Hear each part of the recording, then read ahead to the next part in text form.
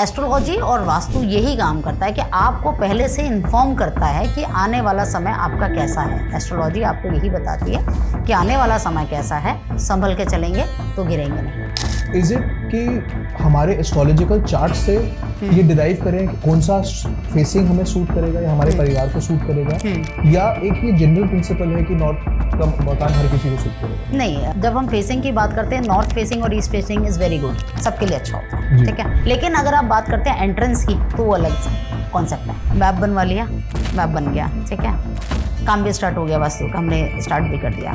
Ma'am colour ये की जगह ये ले लें, ब्लू की जगह ग्रीन कर दें, मैम अच्छा नहीं लग रहा, मैम येलो अच्छा नहीं लग रहा। मैम उनको ये समझना पड़ेगा कि जो हम एडवाइस कर रहे हैं हम उसमें ऑलरेडी काफ़ी ऑप्शंस देते हैं। ऐसा नहीं कि ग्रीन बोल दे तो ग्रीन ही होगा, ऐसा नहीं होता है। आप कौन सा सेलेक्ट करते हैं वो आपके ऊपर है, आपकी विजडम के ऊपर है। वो तो आपको गलत रास्ते पे ही लेके जाने के लिए आया, बिकॉज नेगेटिव ऑलवेज अट्रैक्ट। अगर आपका समय खराब आ रहा है, आप बहुत अच्छे बिजनेसमैन हैं, आपका 100 करोड़ का 1000 करोड़ का बिजनेस चल रहा है, तो वो प्लैनेट्स आपको आपके एक बहुत अच्छे घर से निकाल के ऐसे घर में ले जाएगा जहां पर आपका बिजनेस बिल्कुल ठप हो जाएगा। हमारी और हमारे परिवार की 1/3 से ज्यादा जिंदगी हमारे घरों में बीतती है। जिस घर को हम अच्छे से अच्छे पेंट, अच्छे से अच्छे इंटीरियर से संवारते हैं, बट कई बारी ऐसा होता है कि उस घर में हमारी खुशियां, हमारी हेल्थ, हमारी आपस में रहन सहन नहीं मैच करता। इसके पीछे कई सारी रीजंस होंगे, बट कई बारी इसमें एस्ट्रोलॉजी और वास्तु का बहुत बड़ा हाथ है। आज हमारे पास है बहुत ही renowned astrologer and vastu consultant Neeta ma'am, जो कि हमें बताएंगे कि ऐसे क्या रीजंस हैं और हम क्या ऐसी छोटी छोटी रेमेडीज कर सकते हैं जिनसे हमारा घर हमारे खुशियों के लिए प्रोडक्टिव हो पाए, हमें कम से कम स्ट्रेस की तरफ ढकेले। Welcome Nita ma'am. नमस्कार, कैसे हैं आप? बहुत बढ़िया, thank you so much. So ma'am, सबसे पहले मैं इस बात पे स्टार्ट करना चाहूंगा कि आज के एनवायरनमेंट में बहुत ज्यादा इंफॉर्मेशन लोगों के पास अवेलेबल है। अलग अलग माध्यम से इंटरनेट के ऊपर में, यूट्यूब के ऊपर में लोग देखते हैं और वो समझ नहीं पाते कि किस चीज की ज्यादा इंपॉर्टेंस है लाइफ में, क्या करें और क्या ना करें जिसकी वजह से उनके घर में खुशहाली, पीस एंड ट्रैंक्विलिटी रहे। देखिए, सबसे पहले तो ये समझने की ज़रूरत है कि घर में खुशहाली क्यों नहीं है, या किसी की ग्रोथ क्यों नहीं हो रही, बिजनेस क्यों ठप हो रहा है, या कर्जा क्यों चढ़ रहा है। इन सब चीज़ों के पीछे रीजंस होते हैं। अब रीज़न वो आप कैसे कनेक्ट करते हैं। अगर आप, ज़्यादातर बच्चे आजकल बिलीव नहीं करते, वो सोशल मीडिया पे जाते हैं, वो कहते हैं कि अगर घर पे पेरेंट्स कहते हैं कि बेटा आप जरा पूजा कर लो या टीका लगा लो, तो बच्चे कहते हैं क्या दकियानुसी बातें कर रहे हो, ठीक है। तो सबसे पहले तो यही कि आप इन चीज़ों पे बिलीव करें कि ये होते क्यों हैं, इनके पीछे कारण क्या है जी। आपने कई बार नोटिस किया होगा इस चीज़ को कि एक अच्छा खासा बिजनेस चल रहा है और वो अपने बिजनेस ऑफिस में या कहीं पे अपने घर पे कुछ चेंजेस करते हैं, स्ट्रक्चरल चेंजेस करते हैं, और बिजनेस अचानक से विद इन 1 और 2 ईयर्स बैंकरप्सी की तरफ चला जाता है जी। तो ये सब चीज़ें अगर हम कहें कि 2 तरीके से कनेक्टेड हैं, एक है एस्ट्रोलॉजी और एक है वास्तु, दोनों के साथ कनेक्टेड है। अब अगर आज आप किसी से बात करेंगे कि जी एस्ट्रोलॉजी और वास्तु कनेक्टेड है, तो कहेंगे कैसी बातें कर रहे हो, 21वीं सदी 22वीं सदी में आप, जहाँ पे हम AI की बात करते हैं, वहां पे आप इतनी पुरानी बात कर रहे हो जी। तो ये समझिए कि वास्तुशास्त्र और एस्ट्रोलॉजी कितनी पुरानी है और कितनी जरूरी है, पहले वो समझते हैं। वास्तुशास्त्र का सबसे पहला जो संवाद भगवान शिव ने पराशर ऋषि जी को दिया था जी। और पराशर ऋषि जी से विश्वकर्मा जी के पास गया ये। तो वास्तु और एस्ट्रोलॉजी इतनी पुरानी है, ठीक है। अब ये इंपॉर्टेंट कितनी है ये समझते हैं। हमारी जो अयोध्या नगरी है, जिसको आज हम अयोध्या के नाम से जानते हैं, ये पूरी वास्तु के ऊपर ही बनी हुई है। ओके। हमारे सबसे पुराना वेद जो है, 4 ग्रंथ हैं जो वेद हैं, वो सबको पता कितने पुराने हैं, 5000 साल पुराने, लिखे हुए 5000 साल पुराने हैं, और उनको वर्बली तो बहुत उससे भी ज्यादा पुराने हैं। ट्रू। तो जो ऋग्वेद है और अर्थवेद में वास्तुशास्त्र और एस्ट्रोलॉजी का, ज्योतिष शास्त्र का पूरा वर्णन दिया हुआ है। अंडरस्टैंड। और हमारे 18 ऋषि मुनियों ने इसके ऊपर बहुत काम किया है, जिसमें संग्रामण सूत्रधार एक हमारा ग्रंथ है जिसके अंदर ये सब ऋषि मुनियों के नामों का उल्लेख किया गया है। ओके। जी। जैसे अत्रि ऋषि हैं, जी गुरु शुक्राचार्य हैं, नारद जी हैं, हाँ जी शौनक ऋषि हैं, विश्वामित्र जी हैं। जी इन सब लोगों ने इन सब ज्योतिष शास्त्र पर और वास्तुशास्त्र पर अपना सारा उल्लेख किया है। तो ये इतना पुराना है। हाँ और जी, अगर इसकी इम्पोर्टेंस नहीं होती जी तो जो कृष्ण जी की नगरी बनी है वो भी वास्तु के पूरे सिद्धांतों पर बनी है। जी। तो कितना इंपॉर्टेंट है इससे आप समझ सकते हो, और कितना पुराना है ये भी समझ सकते हो। ठीक है मैम, इससे रिलेटेड एक सवाल मेरे दिमाग में आया जी, कि क्या definition of vastu and definition of astrology change हुआ है over the period of time, इस पर्सपेक्टिव से कि पहले जैसे अभी आपने कृष्ण जी की नगरी के बारे में डिस्कशन किया, तब एक वर्ग किलोमीटर के अंदर में कितने लोग रहेंगे या कितने बड़े महल होंगे, उसमें और आज की डेंसिटी लोगों में बहुत डिफरेंस आ गया है। लोगों के घर बहुत छोटे होते जा रहे हैं। लोगों के लिए कई बार बहुत डिफिकल्ट होता है बेसिक चीजों को भी घर के अंदर मेंटेन करके रखना। Exactly. अगर आप देखें कई बारी छोटे से छोटे घर के अंदर 100 गज के घर के अंदर या 80 गज के घर के अंदर उनके पास बेड रखने की तो जगह नहीं है। वास्तु को कैसे वो घर के अंदर इंकॉर्पोरेट करे, ये बहुत बड़ा एक कंसर्न मेरे को लग रहा है लोगों के दिमाग में। जी देखिए, वास्तु कई तरीके को आता है। सिर्फ 4 दिशाओं को 5 दिशाओं को बैलेंस कर देना, कलर को बैलेंस कर देना वास्तु नहीं है। ओके। जैसे आप बात करें कि छोटे घर है, ठीक है, छोटे घरों में जब हम वास्तु करते हैं तो हम मैथमेटिकल कैलकुलेशन के बेस पे वास्तु करते हैं। ओके जी। और जब हम किसी नगर को बसाते हैं, किसी सोसाइटी को बसाते हैं, तो उसका वास्तु अलग तरीके से होता है जी। तो वास्तु जैसे मैंने कहा ना, अलग अलग तरीके के वास्तु होते हैं। कहाँ पर कौन सा वास्तु करना है, कैसी रिक्वायरमेंट के हिसाब से वास्तु किया जाता है। सिर्फ जो आजकल सोशल मीडिया पर चल रहा है कि आपने 5 दिशाओं को बैलेंस कर दिया और वास्तु हो गया, वो वास्तु नहीं है। वो वास्तु का एक पार्ट है, सिर्फ एक पार्ट है। वास्तु बहुत बड़ा है। जैसे मैंने कहा ना, 18 ऋषि मुनियों ने इसके ऊपर तपस्या की, इसके ऊपर ग्रंथ लिखे हैं, अलग अलग बहुत सारे ग्रंथ लिखे हैं इसके ऊपर। ठीक है, जिसमें विश्वकर्मा प्रकाश एक बहुत कॉमन ग्रंथ है जो सभी लोग यूज करते हैं। अग्नि पुराण है, मत्स्य पुराण है, ये बहुत बड़े बड़े ग्रंथ हैं जिनमें वास्तु का पूरा उल्लेख किया गया है। तो वास्तु रिक्वायरमेंट, आपकी क्या रिक्वायरमेंट है उसके बेस पर वास्तु किया जाता है। ओके। जब बिल्डर अगर कोई सोसाइटी बना रहा है जिसमें 5000 फ्लैट हैं या 12000 फ्लैट हैं या 25 एकड़ में कोई एक सोसाइटी बन रही है, तो उसका वास्तु अलग किस्म का होगा जी। और 100 गज के घर का वास्तु अलग किस्म का होगा। इसी को रेफरेंस लेते हुए एक क्वेश्चन जो अगेन मेरे दिमाग में आता है, जो आजकल की मार्केट में मैं देखता हूँ, अगर आप देखें तो नोएडा, गुड़गांव में ये बिल्कुल आपकी स्टेटमेंट फिट बैठती है, क्योंकि एक टावर के अंदर में एक दिशा में जो फ्लैट होंगे ऑब्वियसली उनका वास्तु अलग होगा वर्सेस जो उनके सामने वाले फ्लैट। अगर मैं इसको दिल्ली से कंपेयर करूं, अनफॉर्चुनेटली दिल्ली में हाई राइजेस बहुत कम है, ना के बराबर 4, 5, 6 सोसाइटियां ही हैं जिनको हम ट्रूली टावर्स कह सकते हैं। उसके बाद जो दिल्ली में चलन है, बिल्डर फ्लोर्स का चलन है। बिल्डर एक जमीन भूमिखंड लेता है, एक प्लॉट लेता है, उसके ऊपर 4 फ्लोर बनते हैं। तो इसका मतलब ये हुआ कि हर टावर, हर बिल्डिंग, चाहे वो एक ही लेन में भी हो, तो उस सबका वास्तु अलग होगा। हाँ, इन सबका वास्तु अलग होगा। अगर आप स्ट्रक्चरल वास्तु की बात करेंगे तो स्ट्रक्चरल वास्तु सेम होगा, क्योंकि बिल्डर ने 4 घर बनाए तो चारों सेम ही बनाए हैं। जहां टॉयलेट बनाया तो उसने टॉयलेट अगर साउथ ईस्ट में बनाया तो साउथ ईस्ट में ही होगा सबका। लेकिन डिफरेंस कहां पर आता है कि उस घर में जो रहने वाले लोग हैं जी, उन्होंने इंटीरियर कैसा कराया है, ओरिएंटेशन कैसा है घर का, उसके ऊपर बेस्ड होगा। और उनकी जो एस्ट्रोलॉजिकल चार्ट है उसके ऊपर बेस्ड होगा कि उस घर में उनको ग्रोथ कैसी मिलेगी या वास्तु उनका कैसे उनके ऊपर इम्पैक्ट करेगा, वो उसके ऊपर डिपेंड करता है। अभी बात करते हैं, अभी आपने बोला कि नोएडा में और गुड़गांव में सारे सेम फ्लैट्स हैं और दिल्ली में अलग अलग फ्लैट्स हैं। जब हम एक बिल्डिंग में सेम फ्लैट हैं, अगर हम सोसाइटीज की भी बात करें, रेप्लिका बनाते हैं, आमने सामने के टावरों में रेप्लिका बनती है, या ऊपर नीचे के भी फ्लैट हैं, तो भी वास्तु डिफरेंट होता है जी। इसीलिए जब हम किसी के घर का, अगर सेम बिल्डिंग में भी 4 घरों का जब हम वास्तु करते हैं तो हम सबके चारों के मैप्स अलग बनाते हैं।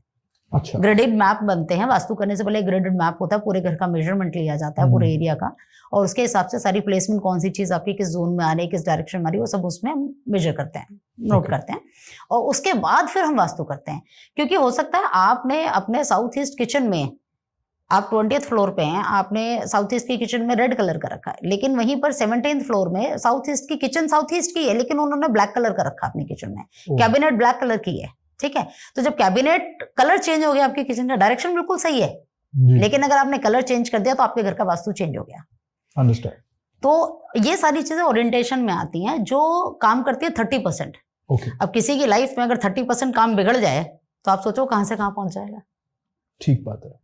इनफैक्ट इस चीज से मैं आपको एक बहुत अपने कई बारी पॉडकास्ट में, बहुत डिस्कशंस में मैं इस टॉपिक को यूज करता हूँ कि इंसान अपनी 1/3 जिंदगी अपने घर में बिताता है। बिल्कुल। और उसके घर में अगर खुशियां ही ना हो, उसके घर में अगर पीसफुलनेस ना हो, एक दूसरे के बीच में फैमिली में रिलेशनशिप्स ही अच्छे ना हो, तो क्या फायदा उस घर में रहने का और क्या फायदा उस एनवायरनमेंट में रहने का। बिकॉज कहीं ना कहीं आजकल हर आदमी ग्रसित है ओवर स्ट्रेस से, जो कि उसको ऑफिस या उसके वर्क एनवायरनमेंट में तो मिल ही रहा है, और घर में भी जाए तो एक और स्ट्रेस एक उसके सिर पे आ जाता है, जिससे कि उसको अल्टीमेटली हेल्थ इफेक्ट होने लग जाती है।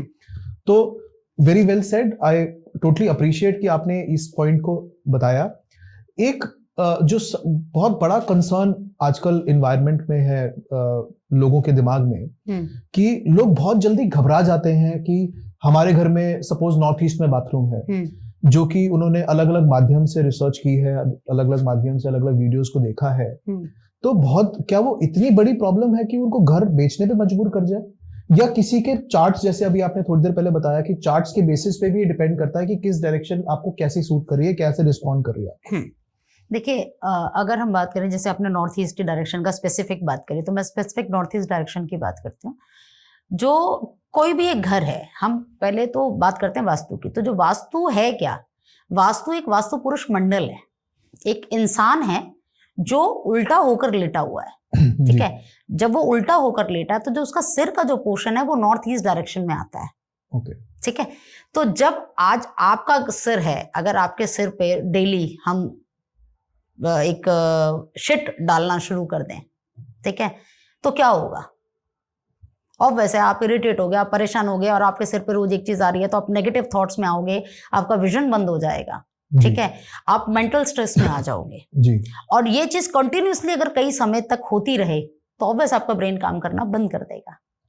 तो अगर नॉर्थ ईस्ट में टॉयलेट है या किसी भी प्रकार का वास्तु दोष है, तो बिल्कुल आपके विजन पे फर्क पड़ता है, आपके दिमाग पे फर्क पड़ता है, बिल्कुल फर्क पड़ता है। लेकिन अगर आपका नॉर्थ ईस्ट के जो जोन के देवता हैं वो है गुरु बृहस्पति, अगर आपके चार्ट में गुरु बृहस्पति स्ट्रांग है तो आपके सिचुएशन बिगड़ने में कुछ समय लगेगा जी, ठीक है।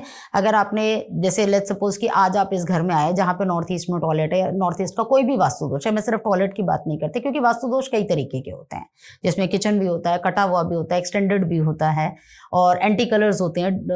अगर आप गंदगी रखोगे तो भी वो वास्तु दोष में ही आता है जी, ठीक है। तो किसी भी प्रकार का वास्तु दोष अगर नॉर्थ ईस्ट में है तो बिल्कुल आपके ब्रेन को इफेक्ट करता है, डिपेंडिंग ऑन द सिचुएशन कि आपके एस्ट्रोलॉजिकल चार्ट में गुरु बृहस्पति की स्थिति क्या है। अगर उनकी स्थिति बहुत स्ट्रांग है तो आपको वो इफेक्ट करने में 2 से 2.5 साल लगाएंगे। लेकिन अगर आपकी चार्ट में जो गुरु बृहस्पति की स्थिति है वो कमजोर है, या वो नीच के बैठे हुए हैं, या उनको कोई पापी ग्रह उनके साथ कंजंक्शन में है, तो वो आपको तुरंत इफेक्ट दिखने लगेंगे 2 से 3 दिन में। वास्तु का इम्पैक्ट यही है कि आप 2 से 3 दिन में इम्पैक्ट देख सकते हो। Oh okay. हाँ, कई बार तो विद इन आवर्स में आपको इम्पैक्ट नजर आना शुरू हो जाता है। इट डिपेंड्स ऑन कि उस घर का वास्तु कितना स्ट्रांग है या कितना वीक है, और आपके चार्ट और कितना स्ट्रांग और कितना वीक है, दोनों साइमल्टेनियसली चलते हैं। अगर आप सोचो कि आप सिर्फ वास्तु पे काम करो, एस्ट्रोलॉजी पे ना काम करो, तो वो नहीं होता। ओके। तो हम लोग एस्ट्रो वास्तु भी करते हैं। तो एस्ट्रो वास्तु में क्या होता है, हम जो पर्सन है उसका एस्ट्रोलॉजिकल चार्ट भी देखते हैं और वास्तु उनके घर का देखते हैं, तो दोनों को हम एक दूसरे के साथ बैलेंस करते हैं, सो दैट कि उनका ग्रोथ चारों तरफ से हो सके। सिर्फ इस तरफ ऐसे ही नहीं कि वास्तु आपने कर लिया और एस्ट्रोलॉजी चार्ट को आपने कंसीडर नहीं किया जी। इसमें एक चीज और मैं ऐड करूंगी जी, सॉरी आपको इंटरप्ट कर रही हूँ बीच में।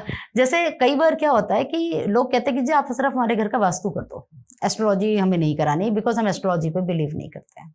अंडरस्टैंड।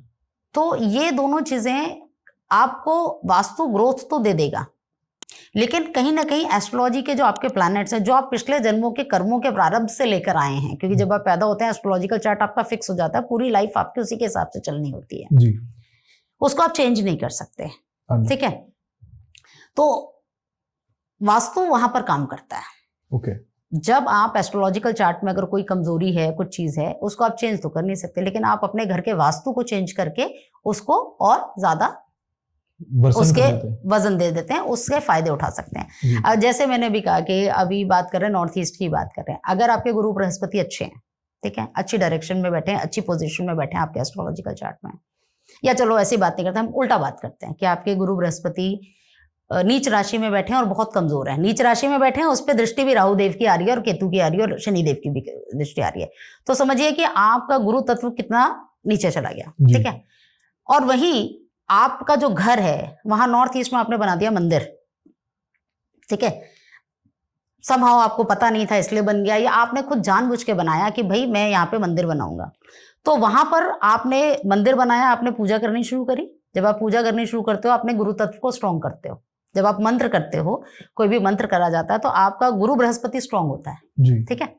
अब आपने उस डायरेक्शन में जहां पे आप कमजोर हो, उसको आपने स्ट्रेंथ देनी शुरू करी अपने घर के अंदर, तो उसने आपके एस्ट्रोलॉजिकल चार्ट के गुरु को स्ट्रेंथन अप करा वास्तु ने, तो आपका गुरु ऊपर बढ़ना शुरू हो गया जी। तो इस तरीके से वास्तु काम करता है।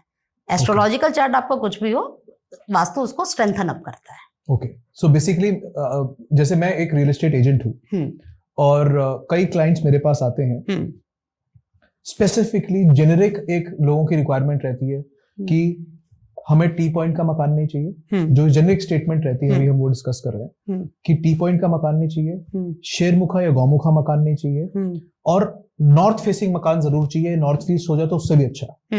तो इज इट कि हमारे एस्ट्रोलॉजिकल चार्ट से ये डिराइव करें कि कौन सा फेसिंग हमें सूट करेगा या हमारे परिवार को सूट करेगा, या एक ये जनरल प्रिंसिपल है कि नॉर्थ का मकान हर किसी को सूट करेगा? नहीं रचित जी, इसमें नॉर्थ जैसे हम बात कर रहे हैं फेसिंग की, तो जब हम फेसिंग की बात करते हैं, नॉर्थ फेसिंग और east facing is very good, सबके लिए अच्छा होता है, ठीक है, सबके लिए अच्छा है।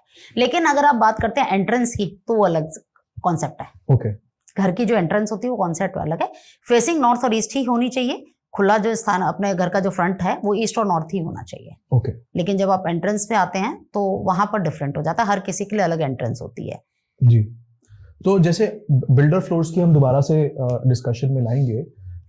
बिल्डर फ्लोर की जो आपके पर्टिकुलर फ्लोर है, जब आप एक प्लॉट में आ गए हैं, आपने अपनी पार्किंग में लगा दिया है और अपने फ्लोर के अंदर जा रहे हैं, तो फ्लोर की एंट्रेंस का वास्तु भी इफेक्ट करेगा या डायरेक्शन आपको इफेक्ट करेगी आपके घर के वास्तु की स्टार्टिंग को, या दैट इज स्टिल लिवेबल की कोई डिफरेंस नहीं आता आपके फ्लोर के? बिल्कुल आता है। जब आप किसी भी प्लॉट में जब 4 घर बना रहे हैं, तो वहां पे आप जब 4 घर की बात होती है, 4 फ्लोर की बात होती है, तो इम्पैक्ट जरूर आता है। लेकिन जब जहां आप मल्टी स्टोरीज बना रहे हो, 15-20 फ्लोर्स बना रहे हो, वहां असर नहीं आता है, ठीक है। जब आप बिल्डर फ्लोर्स की बात करते हैं, 4 फ्लोर, क्योंकि जनरली अगर आप खुद भी कंस्ट्रक्ट करते हैं, जमीन से अपना घर बनाते हैं, तो 2-3 फ्लोर तो एक आम आदमी बनाता ही है, तो बिल्कुल इम्पैक्ट करता है, उसका इम्पैक्ट आता है। तो जो आपका पार्किंग का इम्पैक्ट है वो कॉमन होगा, और जो आपके फ्लोर का इम्पैक्ट होगा वो आपका इंडिविजुअल इम्पैक्ट होगा। डेफिनेटली जी। इवन दो घर के जो नंबर्स होते हैं वो भी आपकी लाइफ में बहुत इम्पैक्ट करते हैं। ओके जी हाँ, आपका घर का नंबर अगर 4 नंबर है, तो उस घर में ज्यादातर जो लोग हैं वो जनरली सिर्फ टेक्नोलॉजी की बात करेंगे या टेक्नोलॉजी में ही इंडल्ज पाए जाते हैं, और उस घर के लोग आपस में हार्मनी नहीं होती, वो आपस में बस सिर्फ आर्ग्यूमेंट्स में लगे रहते हैं। ओके, तो इस तरीके से नंबर्स भी इम्पैक्ट करते हैं। वाह। सो जब इंसान को एक घर खरीदना है, बिकॉज जनरली कई बारी हमारे पास ऐसे क्लाइंट्स आते हैं जो YouTube के माध्यम से या Google के माध्यम से अलग अलग जगह से अलग अलग इंफॉर्मेशन ले लेते हैं, वो बहुत ज्यादा जेनेरिक चीजें लेके चलते हैं अपने पर्सपेक्टिव में, अपने ध्यान में, बट वो क्या मैं ये समझूं कि ये इम्पोर्टेंट है उन लोगों के लिए अपने साथ एक एस्ट्रो वास्तु कंसल्टेंट को एक एंगेज करके रखना कि मैंने ये घर देख लिए हैं, अब आप एक बार इसको अप्रूव कीजिए कि इसमें से कौन सा घर मेरे को और मेरे परिवार को सूट करेगा। देखिए, अल्टीमेटली रीजन इसका ये है कि घर के अंदर खुशहाली और पीस रहे, जी, स्ट्रेस फ्री एनवायरनमेंट पर रहे, जिसमें सारा परिवार खुश है आपस में एक दूसरे के साथ। तो इज दिस इम्पोर्टेंट कि इंसान एक कंसल्टेंट को अपने साथ रखे, एंगेज करके रखे while they are looking for a house, या वो बाद में खरीदने के बाद रेमेडियल वास्तु में जाए? देखिए, 2-3 चीजें होती हैं। पहली चीज तो जैसे आपने कहा कि इधर उधर इंफॉर्मेशन गैदर कर लेते हैं, बिल्कुल सही बात है।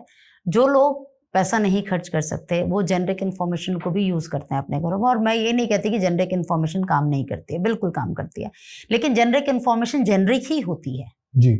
जब वो इन्फॉर्मेशन आप उसको या रेमेडी कह लो, वो उसको जब यूज करता है तो कुछ समय तक तो उसको इम्पैक्ट आता है, लेकिन आफ्टर फ्यू टाइम्स उसका इम्पैक्ट खत्म हो जाता है जी। तो जेनरिक रेमेडीज पे जाना, मैं कुछ होती हैं जिनको आप यूज कर सकते हो, ऐसी बात नहीं कर सकते, बट हाँ स्पेसिफिक रहें तो ज्यादा बेटर रहता है। अगर आप अच्छे रिजल्ट्स चाहते हैं तो यही सजेशन है कि प्रॉपर तरीके से, जब आप, पहला तो सजेशन बिल्डर्स के लिए ही है कि अगर बिल्डर्स जब घर बना रहे हैं तो कोई वास्तु कंसल्टेंट की फीस बहुत ज्यादा नहीं है, जितना आप अर्न कर रहे हैं आप उसमें ऐड कर दीजिए ना जी। उसमें आप ऐड कर दीजिए। अगर आप 10 CR का एक फ्लैट अपना बेच रहे हैं, वास्तु कंसल्टेंट कितना ले लेगा? 5 लाख ले लेगा, 10 लाख ले लेगा, इससे ज्यादा क्या ले लेगा? उसको आप ऐड कर दीजिए ना। बट एटलीस्ट आपका क्लाइंट जो आपका 10 CR का एक फ्लैट ले रहा है वो उस घर में जाने के बाद खुश तो रहे जी, और आपको और ब्लेसिंग्स देगा कि यार जब से हम इस घर में आए तब से मेरी ग्रोथ बहुत अच्छी हो गई। इसका ये मतलब है कि उसको उतने ही ज्यादा रेफरेंसेस मिलेंगे उस बिल्डर को, हाँ, या उस आर्किटेक्ट को जो बिल्डिंग को बना रहा है जी। अगर वो अपने डिजाइन के अंदर ही इन एलिमेंट्स को ऐड करके शुरू से चले, जेनेरिक एज वेल एज कुछ स्पेसिफिक चीजें जिसमें कि दोष कम से कम रहे घर का, हाँ। तो इंसान अगर खुश रहेगा तो ऑब्वियसली बिल्डर को या आर्किटेक्ट को ज्यादा से ज्यादा रेफरेंस भी देगा कि जी मैं बहुत खुश हूँ। एग्जैक्टली। नहीं, इसमें हम क्या स्ट्रक्चरल वास्तु करते हैं, इसको हम स्ट्रक्चरल वास्तु करते हैं, जिसमें बिल्डर जब मकान बना रहा होता है, फ्लैट बना रहा होता है, उसी समय आर्किटेक्ट के साथ बैठ के हम डिजाइन करते हैं कि कौन सी चीज, किचन आपकी किस डायरेक्शन में होनी चाहिए, टॉयलेट कहाँ होना चाहिए, कौन सा कलर यूज करना है, कौन सा, इवन दो जो टाइल्स है वो भी यूज करी जाते हैं कि कौन सी टाइल्स यूज करनी है।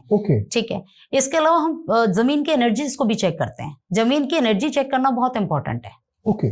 अगर आप घर में वास्तु कर लेंगे अच्छा सा और आपकी जो जमीन की एनर्जी है, जो लैंड की एनर्जी है, वो पॉजिटिव नहीं है तो आपको रिजल्ट्स कभी मिल ही नहीं पाएंगे। इसीलिए मैंने कहा कि बिल्डर्स के लिए एडवाइस है कि जब भी आप बिल्डर्स मकान बनाएं तो ये जरूर, एक तो लैंड एनर्जी जरूर चेक करें, और एक अगर वास्तु कंसल्टेंट को हायर कर लें तो उनका फायदा ही होगा, नुकसान तो नहीं होगा, जहां तक मैं समझती हूँ। डेफिनेटली। और एक चीज रचित जी, बीच में थोड़ा सा इंटरप्ट कर रही हूँ मैं, अभी तक आपने एक भी रेमेडी नहीं पूछी मुझसे। जनरली पॉडकास्ट में रेमेडीज चलती है, से सामने आऊंगा। okay. अब लेट्स टॉक अबाउट रेमेडीज। अब अगर किसी ने घर खरीद लिया, उस घर में वो इंसान रह रहा है, या पहले अपनी नॉविसनेस की वजह से, अपनी जानकारी की कमी की वजह से, अभाव के कारण से उन्होंने घर खरीद लिया, उसमें रह रहे हैं। अब कितना इंपॉर्टेंट है, क्या हम उस घर में स्टिल कुछ वास्तु के डिफेक्ट्स हम कुछ रेमेडीज से ठीक कर सकते हैं? कुछ एड्रेसेबल है या बिल्कुल ही एड्रेसेबल नहीं होते कि उनको घर ही बेच के भागना पड़ेगा? नहीं, ऐसा नहीं होता कि घर बेच के भागना पड़ता है। हम रेमेडियल वास्तु में जाते हैं जी। जब ऐसा, क्योंकि आपको पता है दिल्ली, गुड़गांव, जितनी भी टायर 1 और टायर 2 की सिटीज है, वहां पर लैंड तो है नहीं, फ्लैट सिस्टम होते हैं या बिल्डर फ्लोर्स होते हैं, और जो ऑलरेडी बने हुए होते हैं। और जब इंसान वहां जाता है तभी उसको समझ आता है कि कोई प्रॉब्लम्स है, हमें चेक कराना है, तो वहां पर हम रेमेडियल वास्तु यूज करते हैं। अब रेमेडियल वास्तु कई तरीके के होते हैं, रेमेडियल वास्तु भी कई तरीके के होते हैं, मैं आपको बताऊं। जैसे प्लांट्स रखे हैं, हम प्लांट से वास्तु करते हैं।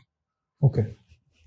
अब अभी आपने बात करी नॉर्थ ईस्ट के टॉयलेट की, नॉर्थ ईस्ट का टॉयलेट है या साउथ ईस्ट में टॉयलेट है, हम उनकी एनर्जीज को शिफ्ट कर देते हैं।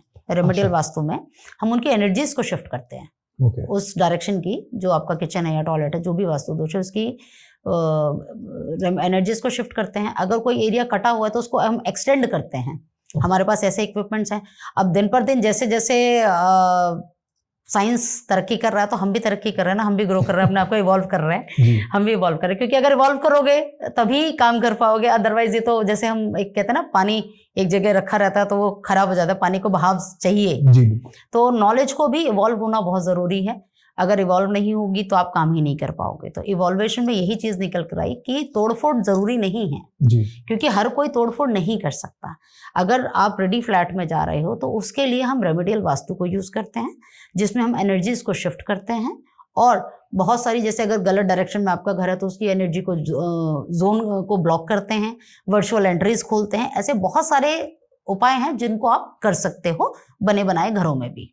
बहुत अच्छा लगा सुन के कि हम लोग छोटे छोटे रेमेडीज करके, एनर्जी को स्कैन करके, एनर्जी की यूटिलाइजेशन करके, कुछ प्लांटर्स रख के, कुछ बेसिक एडिट्स करके अपने घर के अंदर भी अपनी जिंदगी को चेंज कर सकते हैं, बेटर कर सकते हैं। मैम कुछ एक हमारे टूल्स भी होंगे जो आप डेफिनेटली यूज करते होंगे इस पर्सपेक्टिव को एनर्जी स्कैनिंग के लिए, या अगर कुछ उस चीज पे हाईलाइट कर पाए, बिकॉज मेरे को बहुत इंट्रीगिंग लगा, बहुत अच्छा लगा कि इन चीजों से भी हम अपने लाइफ में रेमेडीज को अप्लाई करके अपने घर को बेटर कर सकते हैं। बिल्कुल, ये ऑरा स्कैनर है, मैं दिखाती हूँ आपको।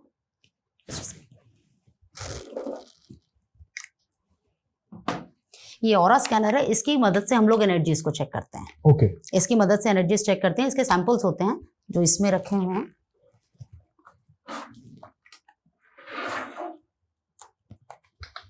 ये सैंपल्स हैं। वाओ। ऐसे हमारे पास 360 प्लस सैंपल्स हैं जिसके बेसिस पे आप सारी चीजें चेक कर सकते हैं, जैसे पॉजिटिव एनर्जीज, नेगेटिव एनर्जीज। आपकी हमारी जो नेगेटिव एनर्जीज है उनको हमने 4 पार्ट में डिवाइड किया है, IR, UV, PY and BY। Understand. ठीक है, तो उन एनर्जीज को चेक करना है। अब जब बहुत सारे लोग होते हैं जिनकी कुंडलियां नहीं होती हैं जी, तो उनको कौन सा स्टोन सूट करता है या कौन सा प्लैनेट उनको सपोर्ट कर रहा है, किस प्लैनेट की रेमेडी करनी चाहिए, किस प्लैनेट की रेमेडी नहीं करनी चाहिए, ये सब हमारे पास इसके आंसर्स होते हैं, पहली बात। ओके। दूसरी बात, जैसे जोन्स की बात करते हैं, जो घर का आपका वास्तु है उसमें भी हम इससे सैंपल से सारी चीजें चेक करते हैं। Okay. कि आपके किस जोन में वास्तु दोष है, नहीं है, बैलेंस कितना है, कितना बैलेंस करना चाहिए। इवन 2 चक्रास को भी हम इनसे चेक करके और उसको क्लियर करते हैं, उसको बैलेंस करते हैं। ओके, सो दिस शोज कि हम लोग काफी टेक्नोलॉजी की तरफ बढ़ते जा रहे हैं। चलिए एक बहुत छोटा सा मैं आपको करके दिखाती हूँ। पॉजिटिव एनर्जी कितने परसेंट है?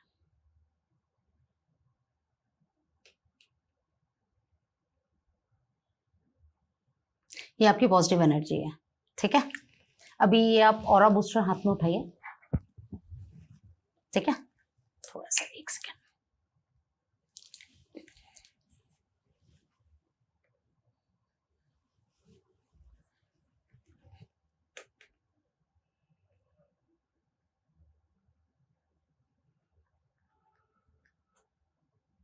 पॉजिटिव एनर्जी आपकी बढ़ गई जी, और कुछ सेकंड में मैंने सिर्फ ये पकड़ा और चेंजेस नजर आ रहे हैं। जी हाँ, इसी से ही हम सारी एनर्जीज को चेक करते हैं, लैंड की भी और घर की भी। और जब हम एनर्जीज को चेक करते हैं तो उसके बाद ही आगे हम काम शुरू करते हैं। जी, तो अगर बना हुआ घर भी है, रेडी घर भी है, तो भी आप उसमें रेमेडीज में आराम से रेमेडियल वास्तु में जाकर उसको चीज़ों को ठीक कर सकते हो। 100% नहीं ठीक होती, मैं ये नहीं कहती 100% ठीक नहीं होती, बट हाँ 70-80% काम आपका हो जाता है। 70% 80% अगर आपका वास्तु ठीक हो गया और आपने अपने एस्ट्रोलॉजिकल चार्ट से रेमेडीज कर ली तो वो 90-95% काम कर जाता है। पर दिस शोज कि हमारे साइंस के साथ साथ जैसे जैसे साइंस हमारा प्रगति कर रहा है, दुनिया AI की तरफ जा रही है, AI ML की बातें कर रहे हैं, वैसे एस्ट्रोलॉजी और वास्तु भी कैसे कैसे चेंजेस में आ रहा है और बढ़ोतरी की तरफ जा रहा है। जी जी, कि पहले हम लोग सिर्फ डिस्ट्रक्शन की बात करते थे कि जी दीवार तोड़ दो या बाथरूम तोड़ दो या ये तोड़ दो, किचन तोड़ दो, बट अब हम धीरे धीरे साइंस भी इस तरीके से प्रगति कर रहा है, जिस तरीके से रिसर्च हो रही है एस्ट्रोलॉजी और वास्तु के स्फेयर में, कि छोटी चीजें हम करके कैसे चीजों को रेमेडी कर पाए और बेटर कर पाए। हाँ बिल्कुल, जैसे मैंने कहा ना, इसकी मदद से हम पूरी एनर्जीज को चेक करते हैं और शिफ्ट करते हैं। ओके, उसमें हम शिफ्टर्स वगैरह यूज करते हैं, कुछ इक्विपमेंट्स हम वो भी यूज करते हैं, यहाँ पे भी है नहीं मैं आपको दिखाने के लिए, बट काफी सारे इक्विपमेंट्स हैं जिनको हम यूज करते हैं रेमेडियल वास्तु में। मिरर एक बहुत कॉमन रेमेडी यूज करा जाता है मिरर्स का रेमेडीज के लिए जी। और जैसे मैंने प्लांट्स का बताया, प्लांट्स का किया जाता है, फ्रेग्रेंसेस यूज करी जाते हैं, ऑयल्स यूज करे जाते हैं। अब हाँ, अब इसी यहीं पे मैं एक आप रेमेडीज की बात कर रहे हैं तो एक 2-3 रेमेडीज आपको बता देती हूँ। घर की नेगेटिविटी दूर करने के लिए सबसे बेस्ट रेमेडी होती है, आप सॉल्ट मॉपिंग स्टार्ट करा दें अपने घर में। ओके, हाँ, आप अपने घर में सॉल्ट मॉपिंग स्टार्ट कराएं और व्यूअर से कहूंगे कि करने के बाद क्या रिजल्ट आते हैं वो कमेंट्स में जरूर लिखें। जब आप अपने घर में सॉल्ट मॉपिंग कराएंगे तो आपको कुछ दिनों बाद समझ आएगा कि आपके घर में शांति आ गई है। जो घर में बहुत ज्यादा आर्ग्यूमेंट्स, झगड़े होते रहते थे, वो शांत होना शुरू हो जाएंगे। वाओ, हाँ, ओके। और ऐसा नहीं है कि सॉल्ट कौन सा चाहिए, आप टाटा का सॉल्ट खरीदें और उससे मॉपिंग स्टार्ट करा दें। कुछ नहीं, बहुत छोटा, बहुत कॉस्ट इफेक्टिव सा उपाय है, बहुत कोई लेकिन करना क्या है, करना क्या है, एक चीज और बता दूं, मेरी कोशिश ये रहेगी कि जो भी मैं रेमेडी यहाँ पर बताऊं वो पूरी बताऊं, आधी ना बताऊं जी, क्योंकि जब आप आधी रेमेडी करते हैं तो उसका रिजल्ट भी आधा ही आता है, पूरा नहीं आता है जी। जैसे मैंने कहा कि सॉल्ट मॉपिंग स्टार्ट करेंगे तो इनिशियल 7 डेज आपने रेगुलर करनी है, जिसके अंदर कम से कम 250 ग्राम्स आपको सॉल्ट डालना है बकेट में। ओके, ठीक है। फर्श उससे थोड़ा सा वैसा हो जाता है, गीला सा, लोग कहते हैं बंद कर देते हैं, बट उसको बंद नहीं करना है आपने। सॉल्ट मॉपिंग आपने करनी है तो रेगुलर करनी है, 7 डेज तक करनी है। उसके बाद आपने उसको ट्वाइस इन अ डे, मतलब आफ्टर 1 डे कर सकते हैं। सॉल्ट की क्वांटिटी कम कर सकते हैं, ठीक है। लेकिन मॉपिंग फॉर 21 डेज डेली करनी ही करनी है, ये ध्यान रखना है। दूसरी बात ये क्या ध्यान रखनी है, जब आप मॉपिंग करें तो जो पानी है उसको, आपके घर में अगर एक टॉयलेट है तो उसमें फ्लैश करके कम से कम 4 से 5 बकेट पानी उसमें डालें, साफ पानी। और अगर कहीं बाहर डिस्पोज ऑफ करने का आपके पास ऑप्शन है कि आप कहीं उसको बाहर डिस्पोज ऑफ कर सकते हो, तो उस पानी को कहीं घर के बाहर डिस्पोज ऑफ करें जहां पर लोग ज्यादा आते जाते ना हो, क्योंकि वो नेगेटिविटी जो आप अपने घर से निकालोगे वो उन लोगों के ऊपर चली जाएगी। अच्छा। तो इस चीज का जरूर ध्यान करना, जब आप सॉल्ट मॉपिंग करें पानी को बाहर डिस्पोज ऑफ करें और ऐसी जगह करेंगे जहां लोग उस पर ज्यादा ना जाए। तो एक तो ये सॉल्ट मॉपिंग की मैंने आपको बता दी। साथ ही मैं आपको एक रेमेडी और बता दूं कि आप अपने घर के 5 एलिमेंट्स को कैसे बैलेंस कर सकते हैं डेली। लेकिन ये आपको रेमेडी डेली करनी पड़ेगी, अगर आपने काम नहीं करी तो फिर वो गड़बड़ जाए, क्योंकि प्रॉपर वास्तु फिर नहीं। एक्चुअली क्या वही ना, हम ऊपर से सिर्फ तड़का लगा रहे हैं। जो मैं रेमेडी बता रही हूँ सिर्फ तड़के की बात है कि आपने खाना रेडी कर दिया और ऊपर से आपने सिर्फ तड़का लगा दिया जी। तो अगर खाना स्वाद नहीं है तो तड़का लगाने का देखने में तो अच्छा लगेगा, लेकिन जब आप उसको खाने जाओगे तो फिर आपको टेस्ट आएगा ही, ठीक है। Can I ask my viewers कि आप प्लीज ये सारे पॉइंट्स लिख लीजिए। मैम ने जो अभी सॉल्ट मॉपिंग के बारे में बात करी और जो अभी बाकी कुछ मैम गोल्डन नगेट्स दे रहे हैं, उसको प्लीज आप नोट डाउन कीजिए और ट्राई एंड यूज इट, और कमेंट्स करके जरूर बताइए कि आपके लाइफ में ये पॉजिटिव चेंजेस कैसे लेके आए। प्लीज करिए। ठीक है, मैं अब आपको 5 रेमेडीज ऐसी बताऊंगी जो आपके घर के पांचों एलिमेंट्स को बैलेंस करेंगी। सुबह उठते ही घर के सारे खिड़की दरवाजे आपके घर में जितने भी हैं उन सबको खोल दीजिए, तो एयर वेंटिलेशन होगा, तो उससे आपका एयर बैलेंस हो जाएगा। घर के सारे पंखे चला दीजिए, ठीक है। उसके अलावा घर में साउथ ईस्ट में और सेंटर में कपूर जलाइए, भीमसेनी कपूर, वो डिब्बी वाला नहीं लेना है। ओके।